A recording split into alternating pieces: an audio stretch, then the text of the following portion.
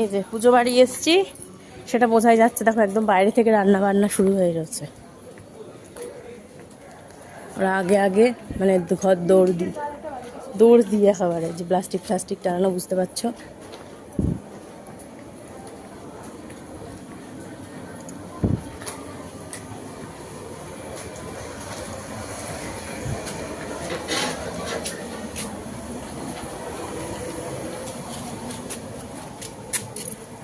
তুই আমাকে রাস্তা চিনিয়ে নিয়ে এসছিস, আর তোকে আমি মাছের নিচেও ঘর আছে, ওগুলো অপরিষ্কার আছে যেহেতু।